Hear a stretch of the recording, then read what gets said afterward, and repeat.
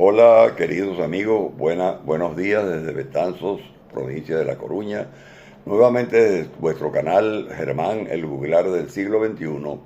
Hoy para hablarles de un tema que me parece muy interesante, que es el de qué se debería estudiar o qué debería estudiar un joven hoy en día para los cambios tecnológicos del futuro inmediato. Como ustedes saben, yo soy cronológicamente un anciano, puesto que el próximo mes de diciembre cumpliré Dios mediante 85 años. Pero si yo fuese un joven que estuviese terminando mis estudios de bachillerato y por lo tanto en la antesala de decidir sobre aspectos profesionales de mi vida futura, estoy completamente seguro de que estaría pensando inscribirme en cualquiera de estas especialidades universitarias. Ingeniería genética, ingeniería biomédica, ingeniería de telecomunicaciones, matemáticas, ingeniería de energías renovables, la computación cuántica, cifrado y ciberseguridad, medicina, salud mental, analista de Big Data, inteligencia artificial e ingeniería robótica. Aunque existen muchas otras opciones que seguramente resistirán el embate de la tecnología y de la inteligencia artificial en el futuro inmediato. En mi familia somos todos universitarios, aunque confieso que yo no hice ese análisis cuando me correspondió, pues habiendo quedado huérfano de padre con 7 años, mi decisión sobre los estudios superiores se fundamentó básicamente en encontrar una alternativa que rápidamente y al menor costo me diese la mejor formación profesional posible, que en ese año de 1957 yo podía iniciar siendo bachiller. Así comencé mi carrera en la Escuela Naval de Venezuela, la que completé en la Escuela Naval del Perú el 21 de diciembre de 1961, el mismo día que cumplí los 21 años. Egresé con la jerarquía de alférez de navío y el título universitario de licenciado en Ciencias Navales. Luego continué durante 30 años en el servicio activo de la Armada de Venezuela, donde alcancé la jerarquía de vicealmirante, el más alto grado del escalafón para la época. Y después de muchos años de estar en la carrera naval, también logré la formación universitaria en administración pública, lo que luego me sirvió para trabajar como comerciante e industrial durante 18 años más desde mi retiro de la vida militar en 1992 hasta mi retiro definitivo de toda actividad productiva en el año 2010. Por lo que debo decir que a pesar de no haber planificado nada respecto a la profesión de la que viviría, gracias a Dios, fue siempre exitosa y fructífera. A mis hijas también les di educación universitaria, que escogieron, y lo que de ellas han obtenido se debe exclusivamente a su esfuerzo y dedicación. Y mis nietos mayores también recibieron de sus padres el apoyo para obtener títulos universitarios en prestigiosas universidades. Luis Germán en Ciencias Económicas en la Universidad de Oxford, en el Reino Unido, y Loredana en Ingeniería Biomédica e Ingeniería de Telecomunicaciones, en la Universidad CEU San Pablo de Madrid. Solo falta el más pequeño de mis nietos, Lucas, quien con solo 11 años todavía tiene muy lejos esa decisión. Pero repito, tal vez mi caso es algo excepcional y en la mayoría de las personas hoy influye además de las circunstancias, aquellas de las que hablaba Ortega y Gasset, el avance exponencial de la tecnología con la inteligencia artificial y la inminente evolución de Internet hacia el metaverso, una especie de espacio virtual 3D compartido donde los usuarios, representados por avatares, podrán interactuar, socializar, trabajar, jugar y crear, a menudo utilizando tecnología como la realidad virtual y aumentada. Un entorno persistente, accesible a través de diversas plataformas, que busca integrar la experiencia digital con el mundo físico. Por eso, advierto que este video que hoy les ofrezco son solo elucubraciones de este juglar del siglo XXI, que al igual que aquellos de la Edad Media, solo trata de proporcionar algo de entretenimiento aunque a diferencia de aquellos juglares, sin ningún beneficio económico por ello, al menos por el momento. Pero también con la intención de difundir videos con algo de cultura que sea un paliativo a la inmensa banalidad, que representa las redes sociales de hoy. La velada recomendación que hice al inicio de esta charla sobre la carrera universitaria, que podrían resistir al exponencial avance tecnológico en lo que resta del siglo XXI, solo es válida para quienes no estén deslumbrados por otras formas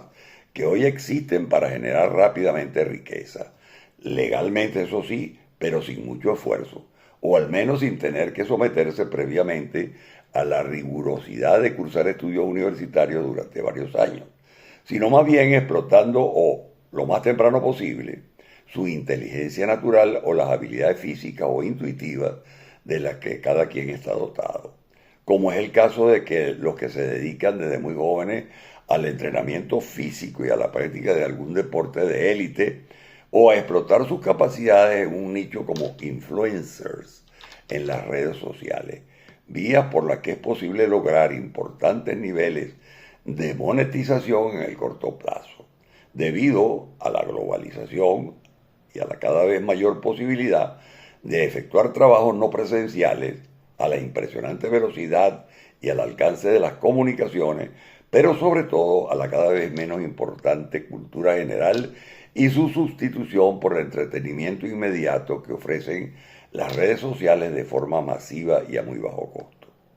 Yo nací en diciembre de 1940, en el límite entre la generación silenciosa, 1920 a 1940, y el comienzo de la Baby Boomers, 1940 a 1960, una generación con formación analógica, pero además tuve la suerte de estudiar con los jesuitas durante toda la primaria y el bachillerato, una educación de élite, con un alto contenido humanista, ético y moral, en el que recibí información sobre latín, arte, cultura, geografía universal e historia universal, que me resultaron de grandísima importancia en toda mi vida futura personal y profesional, y me convirtieron sobre todo en un ciudadano del mundo. Y me permito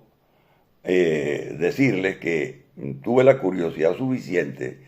para ver el asombroso y espectacular cambio en las siguientes generaciones, la X, 1960-1980, también analógica a la que pertenecen mis dos hijas, la Y o Millennials, 1982-1996, a la que pertenece mi nieto mayor, 1992, primera generación nacida digital en la que la tecnología formó parte de sus vidas desde su nacimiento, aunque esto les ha representado problemas de conducta, lo que se podría sintetizar en la catalogación que de ellos hizo la revista Time en 2014, llamándoles la generación del yo, yo, yo. La Z o Centennials, a la que pertenece mi nieta Loredana, el año 2000, marcada por Internet que forma parte de su ADN, con un estilo de vida fuertemente marcado por las redes sociales. Son multitareas, independientes y consumidores exigentes.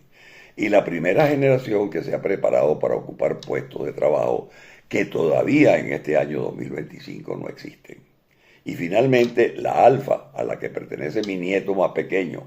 Lucas, 2014, nacidos todos dentro del siglo XXI y que están profundamente influenciados por la tecnología y la hiperconectividad. Los smartphones, las tablets y la realidad aumentada son parte de su cotidianidad. Yo he visto en primera fila el profundo cambio en el estilo de vida de ellos, de todas estas generaciones, en el estilo de vida y en la forma de enfrentar profesionalmente el mundo de todas estas generaciones. Y afortunadamente he sabido y he podido adaptarme también a esos cambios. Tanto que a mis 85 años soy un youtuber. Pero no ha sido así para la gran mayoría de los pertenecientes a las generaciones analógicas. Pienso que lo mismo va a ocurrir con las generaciones Y, Z y alfa en el futuro inmediato, pues la velocidad del cambio tecnológico en esta segunda mitad del siglo XXI será verdaderamente asombrosa. Por eso hoy millones de jóvenes en el mundo se enfrentan a esta decisión sobre su futuro profesional, sobre todo si han escogido la opción de obtener titulaciones universitarias. Pero deben mirar al futuro con detenimiento y cuáles de esas profesiones de hoy verán comprometida su continuidad en el futuro inmediato por el avance tecnológico, sobre todo debido a la computación cuántica y de la inteligencia artificial. La primera de esas profesiones probablemente será la de intérpretes y traductores, seguidos por historiadores, asistentes de pasajeros, representantes de venta, escritores y autores, representantes de atención al cliente, programadores de máquinas de control numérico computarizado, operadores de telefonía, empleados de agencias de viajes y de ventas de pasajes, locutores y presentadores de radiodifusión, matemáticos y editores que serán sustituidos en su mayoría por la inteligencia artificial generativa. Mientras que hay otros trabajos que resistirán la sustitución por parte de la inteligencia artificial, sobre todo donde la interacción física y el contacto humano directo sean indispensables, como por ejemplo la enfermería o los masajistas. Básicamente las tareas que involucran actividades físicas, monitoreo de procesos, reparación de equipos o cuidado directo de personas. Esta predicción está basada en el trabajo publicado el 22 de julio del 2025 por Kieran Tomlinson, Sonia Jaffe, Will Wan, Scott Counts y Siddhartha Suri. Se trata de un análisis de un conjunto anónimo de 200.000 conversaciones entre usuarios estadounidenses y Copilot, el sistema de inteligencia artificial generativa de Microsoft, durante un periodo de 9 meses en 2024, para identificar en qué actividades laborales los usuarios buscaban asistencia de la inteligencia artificial y cuáles de las tareas podían ser realizadas por esta con éxito. Para ello, los investigadores emplearon el Earl Applicability Score, es un índice de susceptibilidad de la inteligencia artificial que mide la probabilidad de que una ocupación sea impactada por la automatización. Microsoft Research enfatiza que los trabajos de conocimiento y comunicación serán los más afectados, mientras que las ocupaciones que requieren trabajo físico o contacto humano directo presentan una menor susceptibilidad de automatización por la IA. Y volviendo a la fantasía, si yo fuese un joven de la generación alfa y quisiera seguir una formación universitaria, me inclinaría por los estudios de ingeniería biomédica, ingeniería genética o ingeniería de telecomunicaciones, tratando de adquirir una sólida formación que me permita adaptarme al exponencial cambio tecnológico que está a la vuelta de la esquina. Y de verdad siento una gran curiosidad por saber cómo será el mundo que les tocará vivir, del que actualmente solo se muestra una pequeñísima, aunque asombrosa parte. Bueno amigos, eso es todo por hoy. Que tengan ustedes un maravilloso, saludable y pacífico inicio del mes de agosto.